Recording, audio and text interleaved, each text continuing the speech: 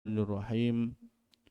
Muhammadur Rasulullah walladzina ma'ahu asyidda'u 'alal kuffari ruhama'u bainahum tarahum ruk'an sujadan yabtaghuna fadlan minallahi wa ridwana simahum fi wujuhihim min atharis sujud dzalika masaluhum fit taurati wa masaluhum fil injil كزرع أخرج شطأه فآزره فاستغلظ فاستوى على سوقه يعجب الزراع ليغيظ بهم الكفار وعد الله الذين آمنوا وعملوا الصالحات منهم مغفرة وأجرا عظيما. السلام عليكم ورحمة الله وبركاته. Yang dihormati, yang dirahmati Tuan Imam, Tuan Bilal, seluruh pengurusan ahli jawatan kuasa surau, para jamaah muslimin dan muslimat, mudah-mudahan sentiasa dirahmati dan diberikan kebaikan daripada Allah Ta'ala insyaAllah. Alhamdulillah, kita panjatkan syukur pada Allah Subhanahu wa Ta'ala kerana Allah masih memberikan pada kita nikmat nyawa dan kehidupan untuk kita meneruskan baki-baki umur yang diberikan oleh Allah Subhanahu wa Ta'ala atas muka bumi ini, yang mana ia merupakan suatu nikmat yang terbesar yang Allah berikan kepada kita. Nikmat hidup dalam keadaan beriman kepada Allah Subhanahu wa Ta'ala. Maka wajiblah untuk kita mensyukuri nikmat Allah tersebut dengan memperbanyakkan puji-pujian kepadanya dan membuktikan kesyukuran itu dengan kita bersungguh-sungguh mentaati perintah Allah Subhanahu wa Ta'ala. Sebab dalam banyak-banyak ayat yang mana untuk kita mendapat kejayaan dunia dan juga akhirat, mendapat keuntungan dunia dan juga akhirat, dia meletakkan syarat mestilah beriman kepada Allah dan Rasul. Contoh dalam surah yang sering kita baca apabila tamat majlis, surah Al-Asr. Bismillahirrahmanirrahim. Wal asri innal insana lafi khusr illa alladhina amanu wa amilus solihati wa tawasaw bil haqq wa tawasaw bis sabr. Demi masa sesungguhnya manusia dalam keadaan rugi, illa, kecuali siapakah orang yang tak rugi, yang dapat untung? Illa alladhina amanu wa amilus solihat, hingga akhir. Dan banyak ayat-ayat yang lain juga prasyarat untuk mendapat redha Allah Ta'ala, mendapat rahmat Allah Ta'ala dunia akhirat, ialah dalam keadaan beriman. Dan iman ini tuan-tuan bukan benda yang kita boleh dapat macam kita jual beli barang. Nikmat ini merupakan anugerah Allah Subhanahu wa Ta'ala kepada kita, kepada manusia. Dan tuan-tuan merupakan hamba Allah yang dipilih untuk kita menikmati iman dan Islam. Tuan-tuan mati Allah Subhanahu wa Ta'ala, di antara rahmat dan nikmat yang paling besar ialah apabila Allah dengan kasih sayangnya mengutuskan kepada kita Nabi Muhammad sallallahu alaihi wasallam sebagai kesinambungan kepada para nabi dan rasul terdahulu untuk menyampaikan beberapa peringatan, ilmu dan sebagainya kepada kita, yang mana tanpa baginda tentunya kita dalam keadaan jahil, tak tahu. Dalam keadaan kita, tuan-tuan, agak-agak kalau benda berkaitan akhirat contohnya kan, ataupun berkaitan apa yang kita nak bincangkan pagi ni, tanpa diberitahu oleh Nabi SAW, tentunya tak ada sumber lain yang kita nak dapatkan. Maka dengan perutusan Nabi dan Rasul, khususnya baginda Nabi SAW, ia merupakan suatu rahmat Allah Ta'ala agar kita dapat mengetahui dan kita dapat mengenal Allah Ta'ala, mengenal akhirat dan sebagainya. Kita sambung pengajian kita pada pagi ini, iaitulah masih dalam perkara berkaitan apabila proses hisab dimulakan.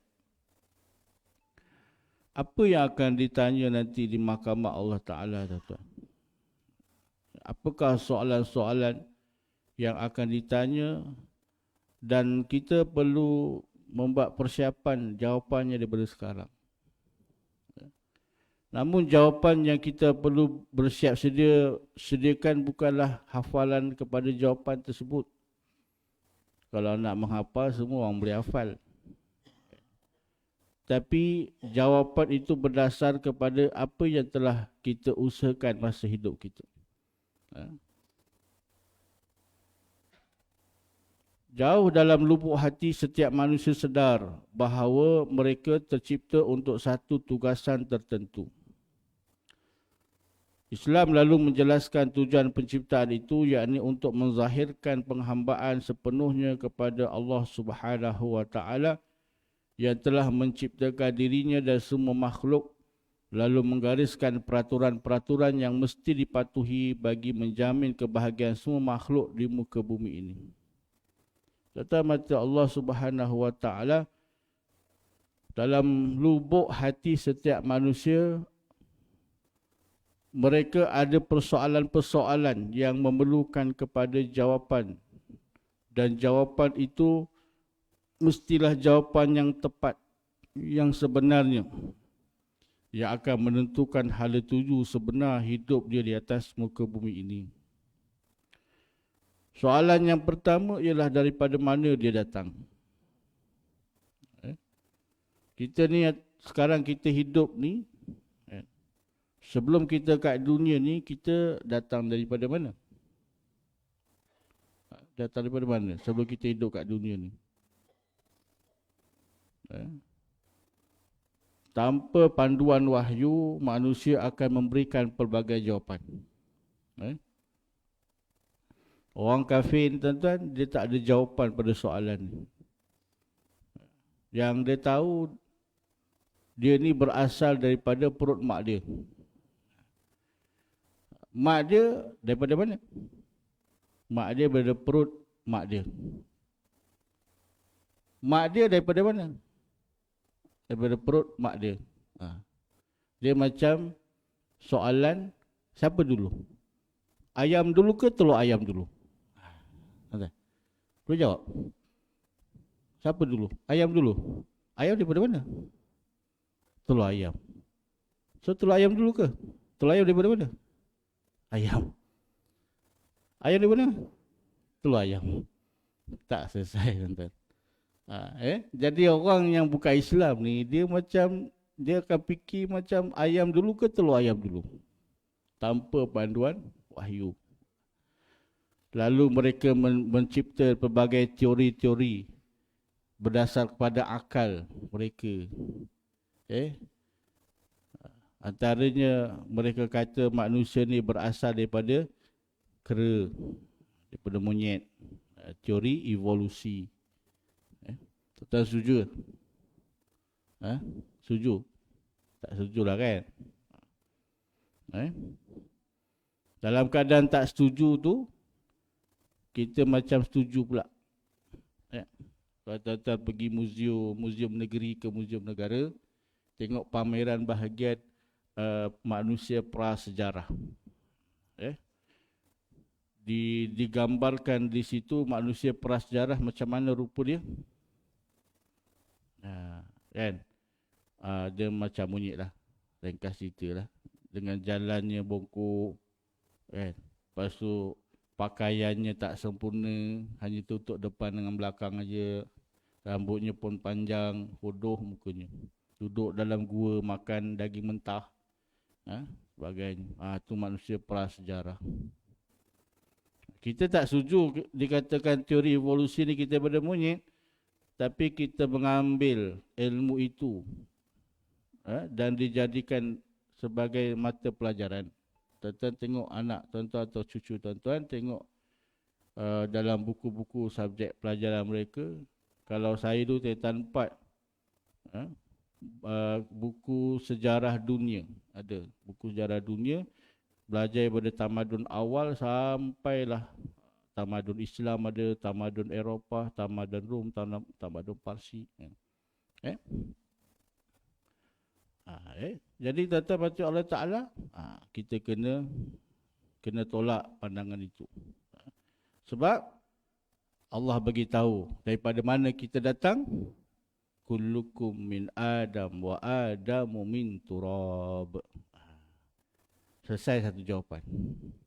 Kita ni semua asalnya keturunan Nabi Adam, dan Adam ni daripada tanah. Tak ada manusia sebelum Nabi Adam. Kalau ada orang kata teori evolusi itu ialah sebelum datangnya Nabi Adam, ada orang kata itu. Yang katakan manusia prasejarah apa semua itu sebelum datang Nabi Adam. Tapi dalam Al-Quran sebut wa Adamu min turab. Sebelum Adam tak ada manusia. Asalnya daripada tanah. Itu jawapan pertama. Jadi kita sebagai Muslim, kita tahu bahawa kita ni asal daripada Nabi Adam. Soalan kedua, kenapa kita dihidupkan? Ini pun soalan yang tanpa panduan wahyu, manusia akan berfikir-fikir, kenapa dia hidup kat dunia? Kenapa aku hidup ni? Dia fikir-fikir hidup ni kat dunia ni nak seronok-seronok je kot. Makan banyak ni, makanan sedap. Jadi dia hidup ni nak cari makan. Nak cari makan, nak makan sedap. Makan aja hidup ni. Suruh laksana perintah Allah, tak nak. Malas. Tak nak. Leceh. Boring. Ada kata nak hiburan. Sonok. Jadi benda-benda yang tak ada berkait hiburan dia tak datang. Kuliah-kuliah agama ni tak syok. Tak ada hiburan. Tak ada perempuan, tak ada awet. Sebagai. Dia nak hiburan. Ada kata hidup kat dunia ni, sonok kalau dapat kekayaan. Dia pun hidup pun nak kaya. Pejam celik nak cari kekayaan.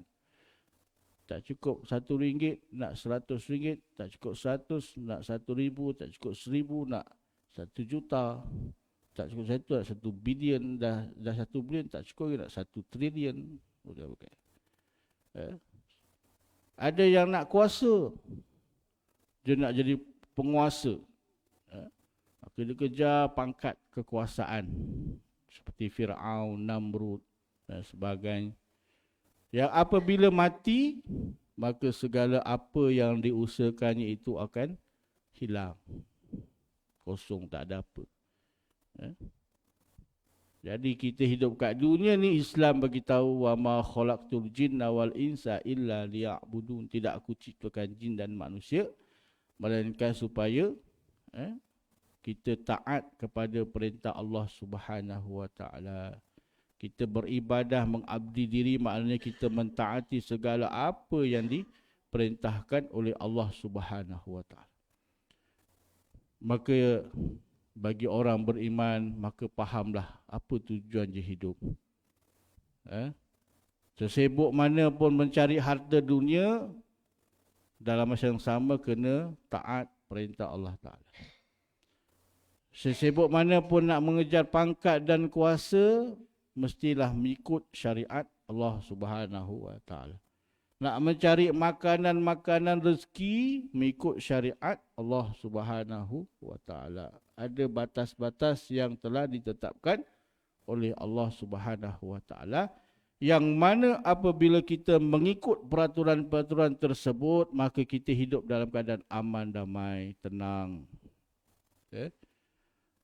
Tak terburu-buru, tak tamak, tak dengki dan sebagainya. Dan dalam masa kita hidup kat dunia ni, dalam masa kita nak mentaati, melaksanakan perintah-perintah Allah Subhanahu Wa Taala, Allah sediakan kepada kita pelbagai nikmat. Nikmat kesihatan, nikmat kesenangan, nikmat harta benda, nikmat masa, nikmat umur, nikmat tenaga, kepemudaan, keremajaan.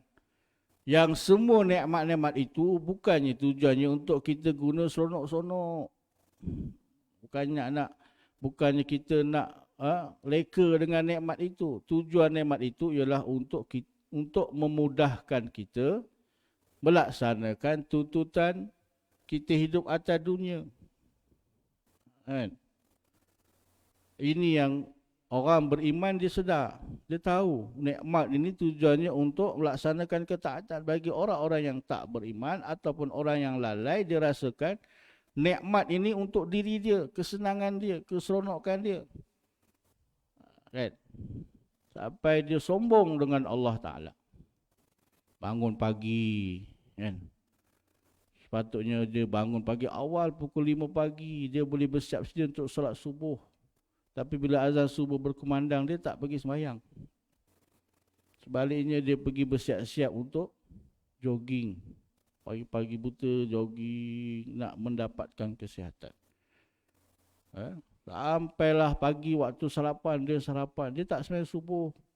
Allah masih lagi beri nikmat nyawa. Allah masih bagi dia nikmat kesihatan. Boleh berlari, boleh bersukan.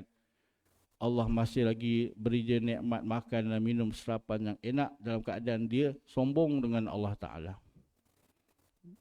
Dia terus pergi kerja, cari rezeki. Allah masih bagi dia rezeki, keuntungan dalam perniagaan yang berlipat ganda. Dapat projek-projek yang besar. Tapi dia tak sembah Allah Ta'ala, dia sombong dengan Allah Ta'ala. Masuk waktu zuhur, sepatutnya dia sembah Allah Ta'ala, tapi dia tak nak sembah Allah Ta'ala. Dia sembah Tuhan yang lain. Ataupun dia malas, orang Islam tapi malas tak nak sembahyang. Tapi dalam keadaan dia tidak sembah Allah Ta'ala, Allah masih lagi bagi dia rezeki, nikmat, kesihatan, kehidupan dan sebagainya. Masuk waktu asar, sepatutnya dia sembah Allah Ta'ala, dia tak nak sembah Allah Ta'ala. Dia sombong dengan Allah Ta'ala. Dia sembah benda yang lain. Tapi Allah tetap bagi dia rezeki, nikmat, kesihatan dan sebagainya. Masuk waktu maghrib pun sama, dia tak sembah Allah Ta'ala, tak nak sembah Allah Ta'ala. Allah masih tetap bagi dia rezeki.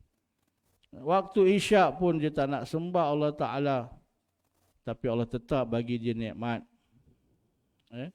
Sampailah waktu subuh esok, dia boleh bangun dengan seperti biasa. Tetap juga Allah bagi rezeki dan nikmat. Itu tata mati Allah Ta'ala. Kalau kita lah, kan, kita ni sebagai majikan, bos ke kan, ada pekerja yang macam tu. Asyik komplain aja. Gaji bagi setiap bulan nak ambil. Tapi suruh buat kerja tak nak. Kan, tahunya komplain. Tahunya buat hal. Buat masalah dekat syarikat. Tapi gaji tak nak lambat, cepat. Kan? Ini kalau kita sebagai majikan dah lama kita cari macam mana buangnya lah pekerja ni kan. Tapi Allah tak begitu. Dan nikmat-nikmat Allah tersebut, kita kena ingat Allah akan tanya balik nanti di akhirat. Berdasar kepada hadis Nabi SAW daripada Abu Barzah Al-Aslami, baginda bersabda, la tazulu qudama bni Adam yaumal qiyamah min indi rabbi hatta yus'ala an khamsin, an umrihi fima afnahu wa an syababi fima ablahu wa mali min aina iktasabahu wa fima anfaqahu wa madza amila fima alima. Tidak akan berganjak kaki seorang hamba daripada padang mahsyar sebelum ia dipersoalkan tentang 5 perkara. Tentang usianya, untuk apakah dia habiskan. usia kita, umur kita, setiap umur kita ni ialah setiap saat, tuan-tuan. Umur kita ni setiap saat. Kerana dengan saat-saat yang berlalu itu akan mengumpulkan kepada minit, minit-minit kepada jam, jam kepada hari, hari kepada minggu, minggu kepada tahun, dan akhirnya sampailah usia kita. Allah akan tanya tentang usia kita. Tuan-tuan yang umur 70 tahun, ada? Siapa umur 70 tahun, bersamaan berapa saat, tuan-tuan? Pernah kira tak? Yang 70 tahun bersamaan berapa saat? Pernah kira? Ambil kalkulator kat handphone tu, kan? 60 saat kali 60 minit kali 24 jam kali dengan 365 hari setahun kali 70 tahun. Berapa? 70 tahun bersamaan 2.2 lebih bilion saat.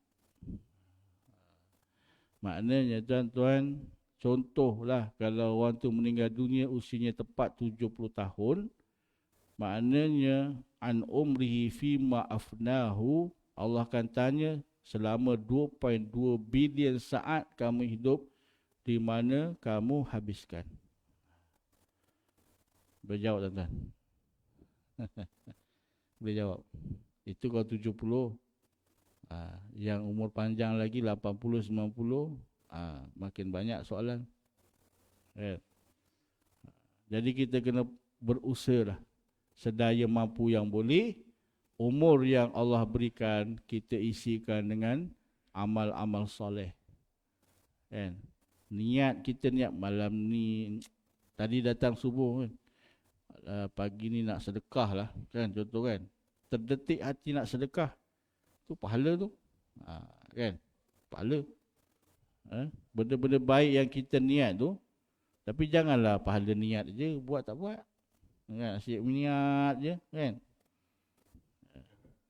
Niatlah, insya-Allah nak bela janda-janda dekat Korea ni kan, nak berpoligami tu, kan, tu niat baik ke tak baik tu?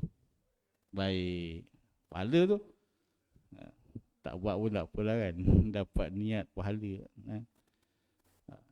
Setiap saat tu, apa-apa yang kita lakukan, walaupun sekadar niat yang baik dalam detikan hati, semuanya Allah kira sebagai pahala. Tu Allah nak kira tu, kan. Kemudian soalan kedua, wa an syababihi fima ablahu, tentang masa muda kamu, tentang masa mudanya untuk apa dia lalui. Masa muda kita. Kenapa ada soalan tentang masa nikmat muda? Kenapa? Kenapa tak tanya nikmat tua?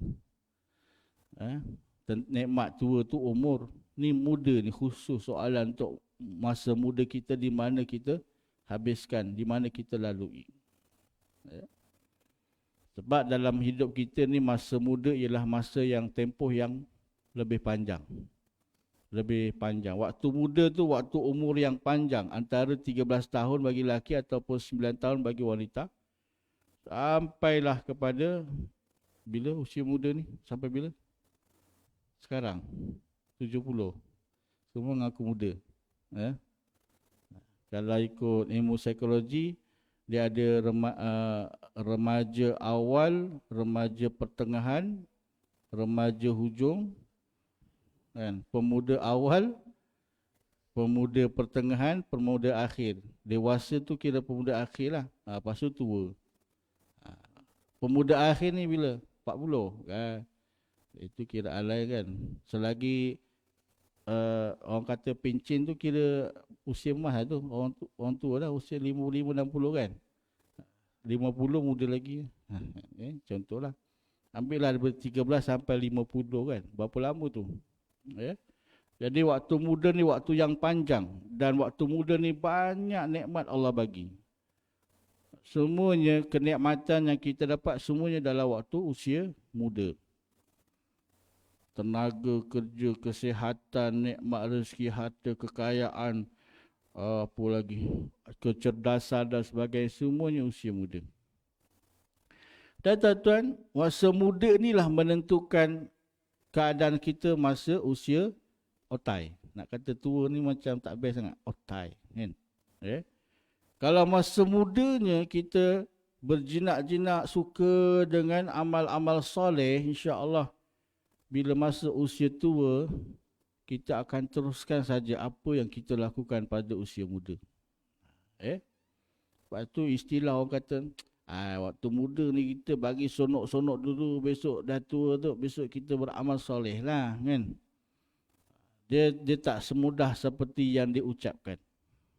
Dan saya yakin tuan-tuan depan saya ni, yang otai-otai ni, mesti masa mudanya memang orang yang istiqomah di surau dan di masjid. Yakinlah begitu. Sebab kalau dikatakan orang tua ni, silap. Orang otai ni, memang semuanya akan dekat dengan masjid. Tak. Agak-agak kat Korea kita ni yang usia orang-orang otai ni je ke? Ini je ke kat Korea ni? Ada lagi tak? Ramai lagi kan? Maknanya tak semestinya waktu tua je dekat dengan masjid. Waktu tua dia dekat dengan ibadat. Tak semestinya. Kat luar ramai lagi yang pergi karaoke.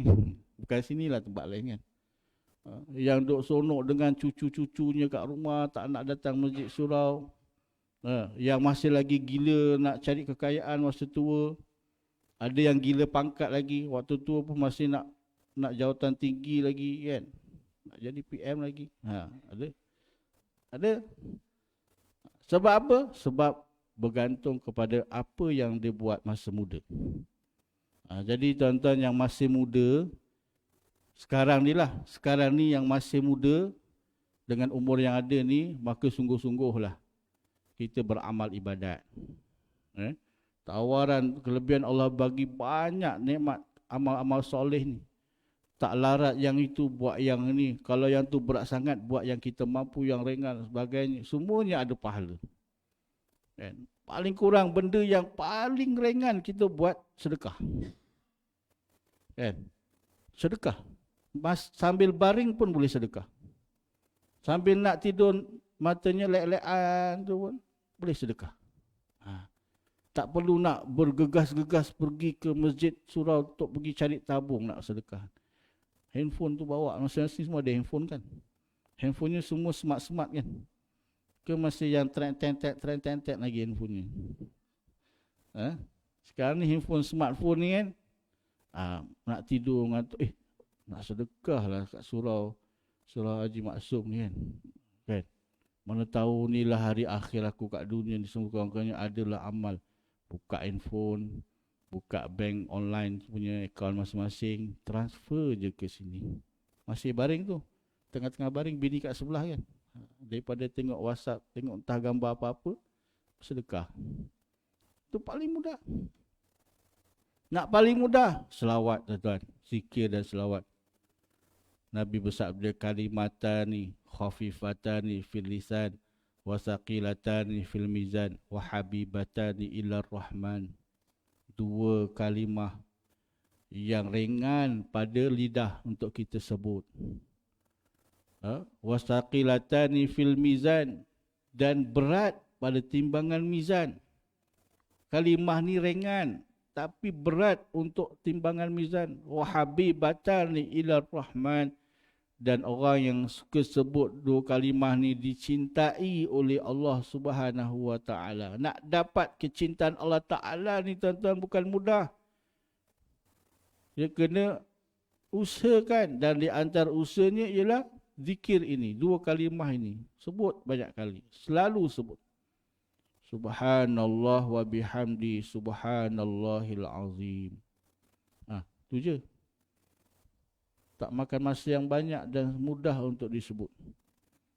Dengan kita hanya menyebut kalimah ini, jadikan amalan harian kita pagi, petang, siang, malam, maka mendapat ganjaran daripada Allah SWT.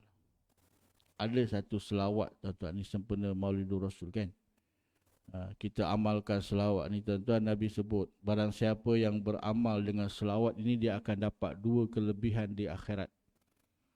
Yang pertama, Nabi SAW akan bersaksi untuk dia nanti di hadapan Allah Ta'ala. Nabi akan bersaksi, tuan-tuan. Kita akan banyak saksi-saksi kita nanti depan Allah ni, kita akan sampai lah bab ni kan. Nanti di mahkamah Allah Ta'ala, Allah akan tanya soalan-soalan ni dan kita perlukan saksi untuk membela. Yang dulu saya sebutkan, Nabi Nuh AS sebagai Nabi pun, bila Allah tanya, wahai Nuh, adakah kamu dah laksanakan tanggungjawab kenabian kamu? Nabi Nuh kata, sudah, telah ya Allah, dah laksanakan. Mana saksinya? Siapa saksi kamu? Nabi nak menjawab pun kena ada saksi, tuan-tuan. Nabi Nuh kata, umatku. Panggil umat kamu. Maka dipanggil umat Nabi Nuh. Ditanya, wahai umat Nabi Nuh, betul ke Nuh telah melaksanakan tanggungjawab kenabian, mengajak kamu semua sembah aku, sembah Allah Ta'ala?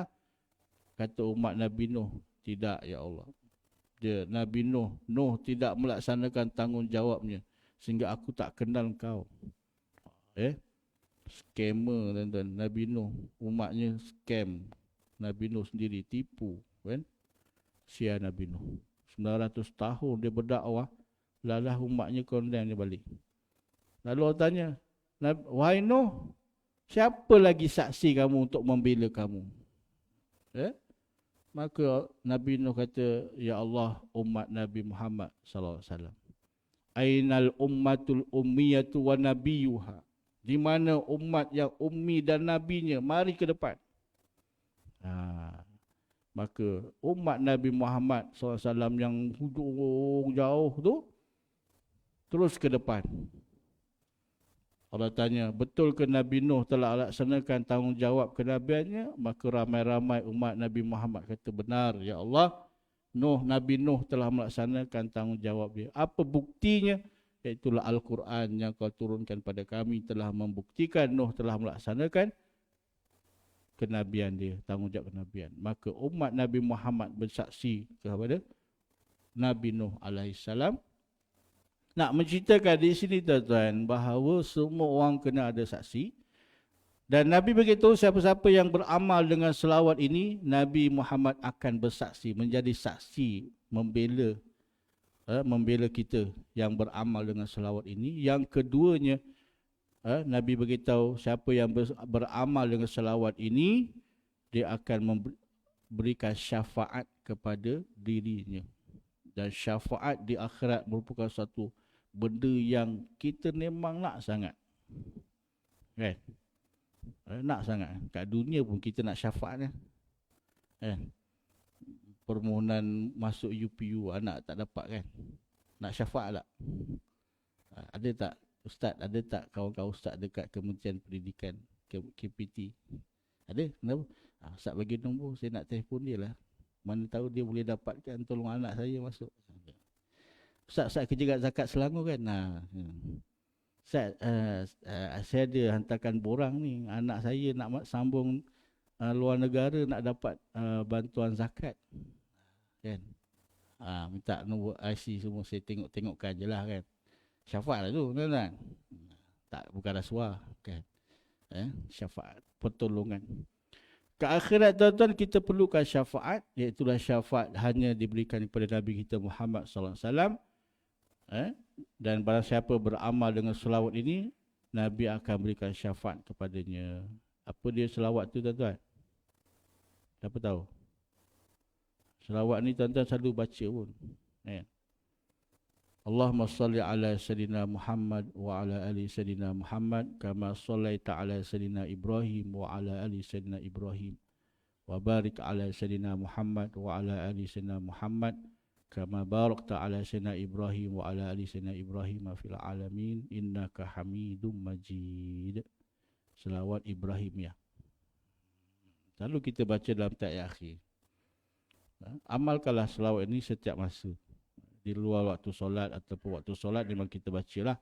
Di luar waktu solat, setiap masa, petang, pagi, siang, malam. Kalau kita nak dapat kelebihan yang dijanjikan oleh Nabi tadi, maka amalkanlah selawat ini. Di samping tuan-tuan membuktikan kecintaan kita pada Nabi dengan memperbanyakkan selawat, di samping itu kita mentaati segala apa-apa yang diperintahkan oleh Allah dan Rasul. Itu jangan lupalah pula kan. Itu bukti. Kemudian apa lagi? Wa malihi min aina iktasabahu wa fima anfaqahu. Allah akan tanya harta. Harta kamu yang kamu dapat daripada sumber mana kamu dapat dan ke mana kita belanjakan. Pastikan tuan-tuan rezeki yang kita dapat ni pada sumber yang halal. Di dalam simpanan-simpanan bank tuan-tuan pastikan simpan dalam perbankan Islam yang carum dalam takaful, kan? Pilihlah takaful, jangan pilih insurans. Apa beza insurans dan takaful? Insurans ni simpanan pelindungan konvensional yang ada unsur riba, gharar, judi, kan? Tapi takaful, dia tak ada sumber tu, dia tak ada sumber-sumber yang tiga tu, kan? Dia ada panel syariah, dia nak memastikan pelaburannya itu halal. Macam tu juga perbankan Islam, dan dia ada panel syariahnya memantau. Macam tu juga KWSPI, KWSP Islamic, dia ada panel syariahnya yang memantau supaya pelaburan-pelaburan dalam simpanan KWSP kita halal, boleh kita gunakan, kan? Tak ada unsur riba dan sebagainya. Sebab ia berkait dengan persoalan daripada sumber mana kita dapat. Itu kita kena pastikan. Jadi jangan sekadar haram tu anjing dan babi saja, makanan anjing babi. Ni yang lain-lain, rasuah tu haram juga. Menipu, dapat cara zalim, anaya hak orang diambil, kan? Ni harta-harta batil. Kalau panggil orang pusaka ni daripada mai sedap dia cerita, kan? Harta-harta hak waris. Ni orang Melayu kita ni bab pengagihan faraid ni dia kurang ambil penekanan. Bila meninggal dia, tak apalah, bukan banyak mana pun. Walaupun RM1 tuan-tuan, itu perlu diuruskan. Apatah lagi yang tanah ni.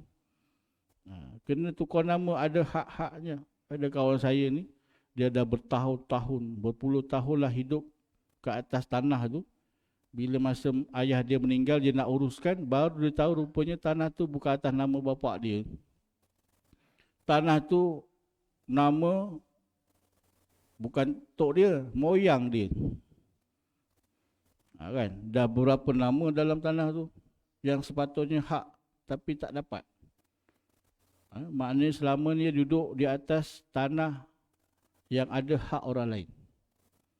Hak orang lain, hak pusaka. Kita kena urus, kan? Jadi tuan-tuan mati Allah Ta'ala, dan tentang harta juga, wa fima anfaqahu, dan di mana kita gunakan. Setiap sen yang Allah berikan kita nikmat.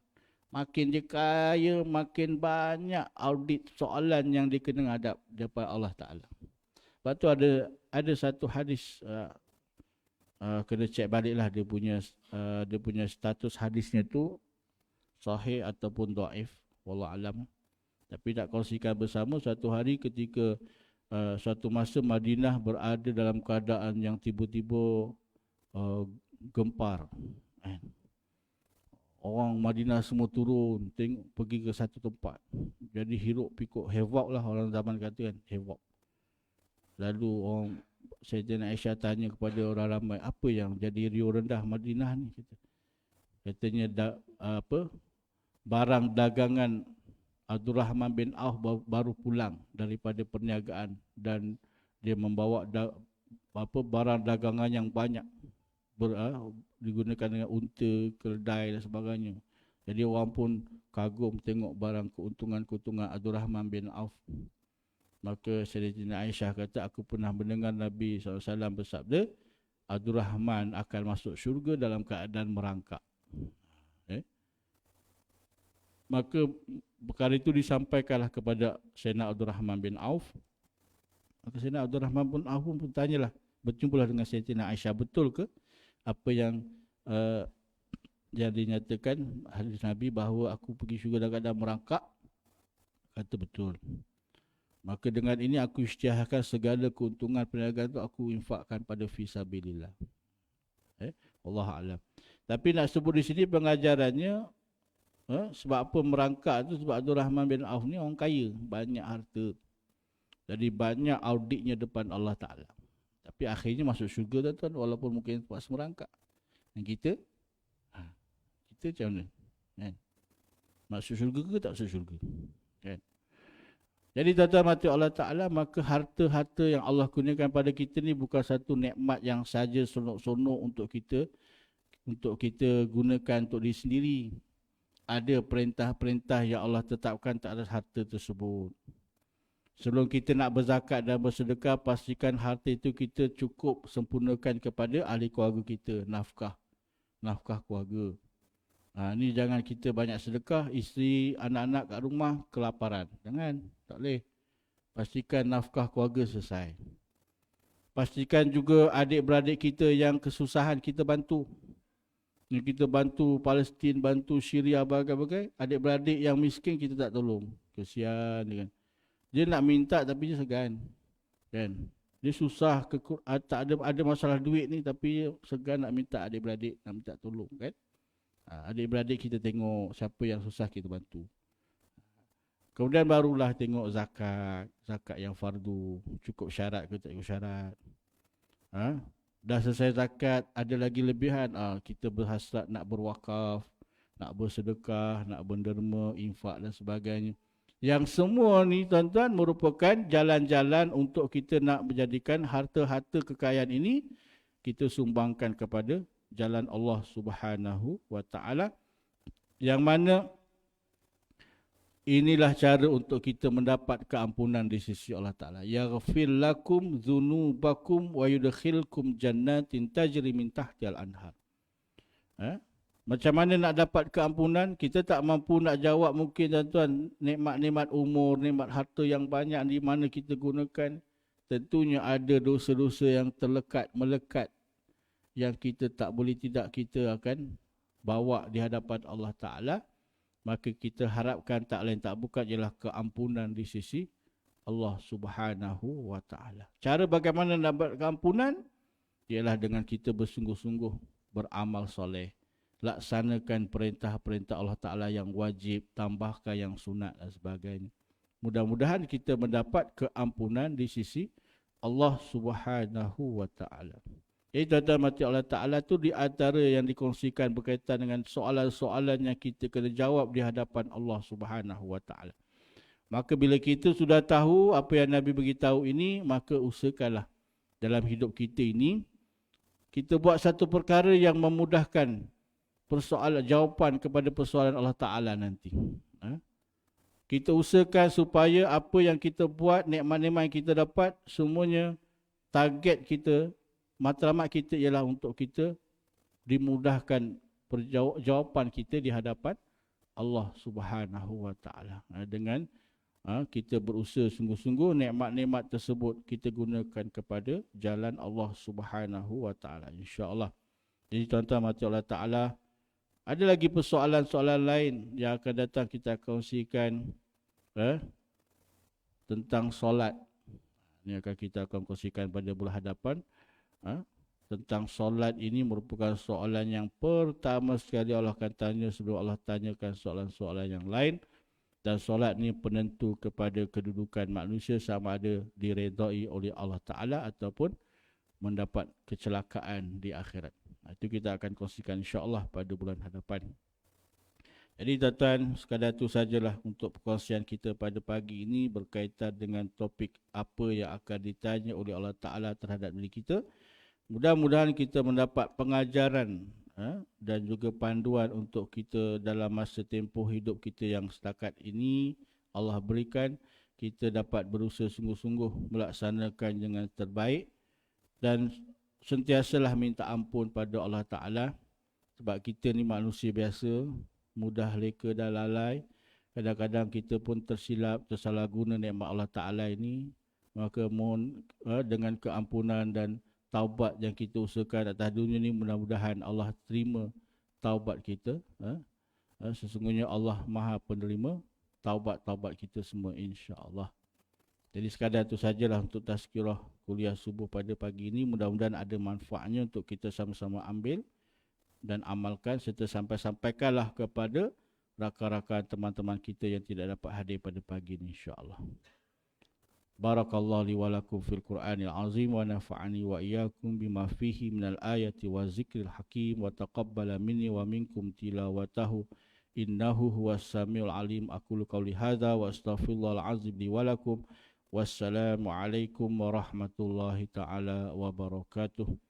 Takhiri dengan tasbih kafarah dan surah wal asr. Subhanallah bihamdika asyhadu an la ilaha illa anta astaghfiruka wa atubu ilaik.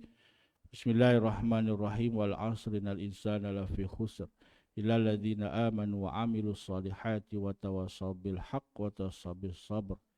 Sekian, wassalamu alaikum warahmatullahi wabarakatuh.